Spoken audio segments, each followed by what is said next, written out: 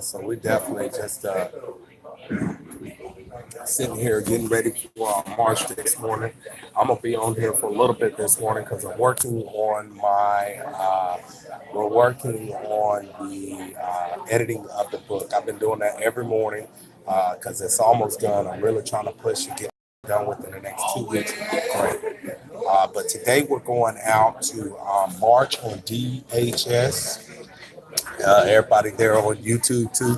I got two cameras going. We're gonna put Facebook up, so that way we can definitely bring these issues to light. So we're gonna talk a little bit this morning about what's going on in the communities around us. What's going on with Donald Trump trying to spend $5.7 billion on a wall, which is just a temporary solution.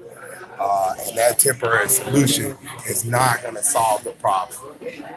So, with that said, we just gonna keep moving forward. I'm still organizing so that I can keep these videos going for a little bit this morning. I want to hear comments and everything, so we're gonna stay live. Hopefully, people are gonna log in, and we're gonna talk a little bit about what this migrant solution is, because the placement of the Innocence Project is a solution to these issues. It is definitely a better solution than what they're talking about coming up with. Okay, the placement of the Innocent Project, which we're going to read about here in just a minute.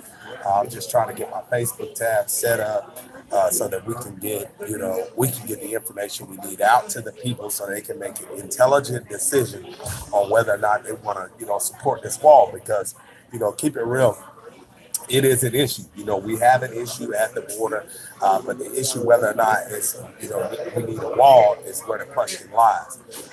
So we're going to definitely get ready for this. Let me just slide this over so that we can go ahead and get ready to post. Anybody, been on my Facebook page this morning, they know that I've already posted one thing. I'm going to continue to post all day, but I definitely wanted to so that we can, bring these things to light. We're gonna hit Facebook once we get on Facebook. So all those people that's on Instagram watching this video, know that you can comment. I want to hear what your comments are about this migrant issue. Okay, so we're just gonna go live right now here on Facebook. Now we got everything going. So with Facebook going, everybody on here on the YouTube channel, live, super live. Today is the day, man. January 11th, we're gonna go out there. Now, January 19th, we also have another march coming. Also talking about, but the march today, which starts at 3 p.m. and it goes till 5:30. It's going to be at 1549. It's going to be at 1549 India Street here in San Diego. That's in area code zip code 92101. Let me get my microphone up for my Facebook right quick, so everybody can hear me. I just want to make sure everybody hear what we got to say about this migrant issue. And I want to hear comments about what this Facebook thing is all about. I mean, what this migrant situation is, because we're marching on DHS, California Border Patrol, and Immigration Enforcement Office. We really want to support this cause, especially if you're dealing with any type of criminal justice issue, because we want to bring the people together. So with that said, let's just talk a little bit about what that solution is, because the placement of the Innocence Project is a solution for these migrants to be able to receive the resources that they need, vocational training, and various other things so that they can, return communities, equipped to survive and better those communities so they don't have to deal with those issues that they have been dealing with. So with that said, let's just read a little bit about what they're saying about Trump pushing for the wall visit, when he visited the wall, this week. Because Trump pushed for the in a visit to the border. Now, the president still weighing emergency declaration to secure federal funding. So he's basically holding these federal workers' pay hostage so that he can get the funds that he needs to build a wall. When he got elected, he was said it was going to be Mexico to pay for the wall, but everybody know that Mexico is going to pay for the wall, which I don't even understand how people even believe that. So with this said, and as I read on, I was a little disgusted by the whole thing. But we're gonna read it together, because driving home, his claim that illegal crossings have created a national humanitarian and security crisis. President Donald Trump took his case for a border wall to the city in the Rio Grande Valley on Thursday. Now, one of the busiest regions of the southern border and the epicenter of his administration's controversial family separations. Now, and the whole thing is, I also read in Facebook about another issue that was being addressed when a he was killed by a police officer. His sister or cousin or something stepped over the body, and now she's suffering suicide because she didn't try to kill herself. She's in the hospital right now. You know, from a self-inflicted gunshot wound. And it's those mental health issues. It's those. It's that attack on every citizen that trickles down through the family. It's destroying families. It's destroying generations, and it's the same issue with this migrant situation. So when we have solutions available, we want to try to use those solutions, and that's been the fight for the number one Innocence Association from the gate. We don't want to use those solutions. So, of course, we're pumping this video. It's super early in the morning in California. I know that people across the nation is wide awake though right now. It's 6 a.m. or it's 8:30 a.m. in Florida. So hopefully you guys are going to be able to catch this video a little later, but we're going to talk about it this morning before I go to work. Now, at a U.S. Border Patrol station where Donald Trump attended a roundtable on immigration and border security, Trump continued to urge Congress to provide funding for construction of a border wall. Now, remember, when he was elected, his whole thing was that Mexico was going to pay for the wall, and Mexico ain't paying for it. And that's the whole thing. Mexico's not paying for it. So the biggest issue that we're going to go out there and address today is that the protection of the Innocence Team is an organization that can be placed with non-lethal officers that can be placed at these border locations to give these migrants an opportunity to seek asylum without threat of harm, danger. As they know, in Texas, there was a couple of migrants. I know there was one for sure that was killed, a young lady from, I think she was from Honduras or Guatemala, that was shot by a Border Patrol agent because some other people were so involved. So it's always an excuse. But we're going to keep on going because the whole thing is that we're going to be out there today. They're in San Diego. They're on India Street. We're going to start, and we're going to, I got my speaker, I got my microphone. We're going to go out there and say our little piece, because nobody wants to hear the truth. They want to talk about, all these extra solutions. And it's unfathomable to me that Congress cannot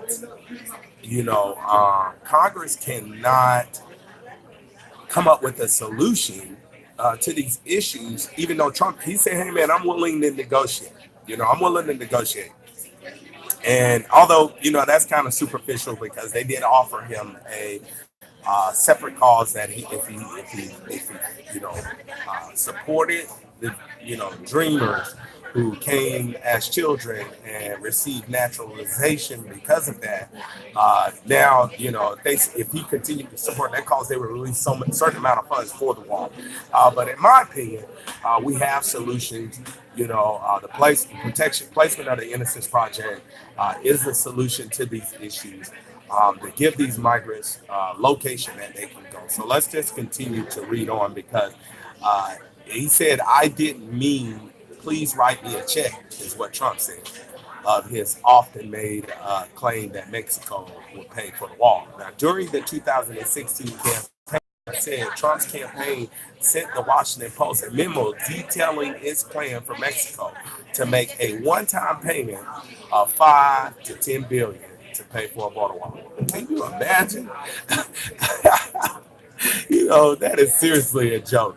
I really don't have much to say about that. Anybody with any common sense can understand how that is so untrue. That's just a dream in the making.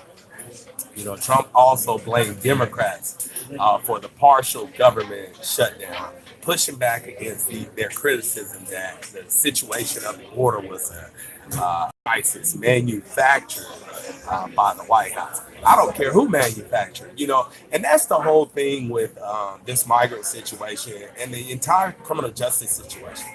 And is the Justice Department seems to be more apt at trying to point the finger and point out the solutions and those types of things instead of recognizing that point out the problem instead of recognizing that there's a solution there. Let's figure out what that solution is and find out what the best solution is for the people. And the people seem to always come secondary to these issues. Now, as we read on, he claimed that it wasn't, but joining here were Texas, two Republican senators, John Cornyn and Ted Cruz, as well as Homeland Security Secretary Kirstjen Nielsen, U.S. Customs and Border Protection Commissioner Kevin McAleenan, and the head of the U.S. Army Corps of Engineers, Lieutenant General Todd Semonite, also participating in the roundtable where relatives of law enforcement officers who were killed or suspected to have been killed by people who were in the U.S. illegally. That whole setup is just pointing the finger that this is your fault that we're in this situation.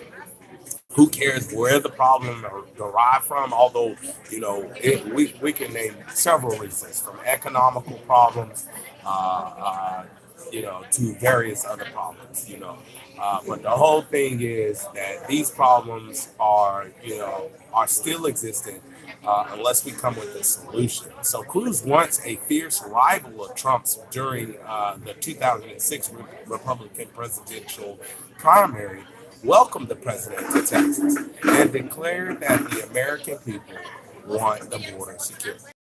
We want the border secure. You're absolutely right. We want the border secure, but what we don't want is to be in prison. And what we don't want is we don't want, damage to citizens for our security. So if we put up a placement of the Innocence Project, which I'm going to go over there right now and just read some of this information. If you guys are interested in reading the information for the placement of the Innocence Project, you can always go to www.innocence with the TS association.com and read the information. Always click on the red letters and click on the links. Make sure that you go to the other websites to get a more detailed explanation of what these programs offer and these projects offer. So I'm going to go ahead and shut this down. We got some music coming on. So, we got the music going on.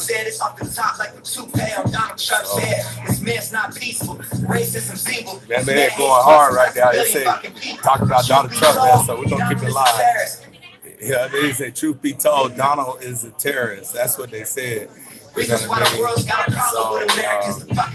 go over here to Seminole and talk about, what this placement of the Innocence Project is. Because the placement of the Innocence Project is an opportunity for us to be able to offer social solutions to these multiple issues.